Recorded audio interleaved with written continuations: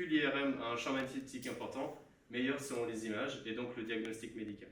Et donc la 7T, ici à Poitiers, elle a cette particularité d'avoir un marquage conformité européenne qui nous permet de passer des patients en clinique. Et les classiques sont à 1,5T, 3T, celle que vous passez. La 7T, elle permet donc d'avoir de superbes images. Ok, donc là on a testé une séquence de genoux. C'est vrai qu'au départ, il y a une petite appréhension quand on voit la machine, mais quand on explique qu'on prend le temps, ça se passe très très bien. On n'a pas plus d'échecs que sur une autre IRM. Tous les protons de votre corps, on va les orienter dans la même direction, les faire danser, pour en fait détecter leur énergie. Et selon l'environnement dans lequel ils sont, donc un tissu malade, un tissu pathologique, on va avoir différents contrastes. Il faut voir ça comme un gros aimant, donc c'est pas dangereux, mais c'est vrai que du coup, toute la bécane, lorsqu'on ne sait pas ce qu'il y a sous le capot, peut être un peu impressionnant. Vous voyez la chaîne là, et la chaîne, donc plus j'approche, plus c'est aimanté. Hein. Et c'est ce qu'on appelle l'effet missile, ça part vraiment après très très.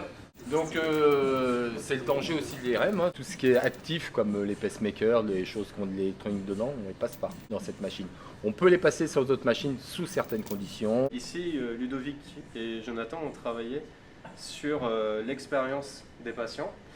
Donc ça m'est arrivé, moi par exemple, de faire le cobaye et qu'on me passe Dumbo sans que j'ai rien demandé.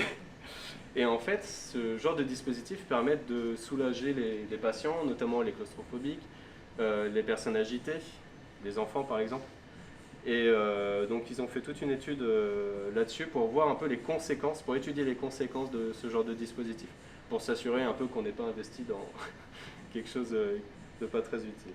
Ça marche super bien, ça permet en fait, c'est comme un appareil photo argentique. Lorsque vous bougez dans un appareil photo argentique, ça devient flou.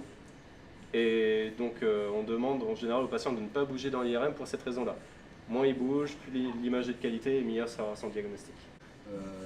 Là où on a vraiment une plus-value, c'est que vraiment on coupe plus finement pour les recherches, par exemple pour la sclérose en plaques. L'épilepsie, on a vraiment remarqué qu'on voit des choses à l'IRM cette test-là qu'on voit pas à la 3T.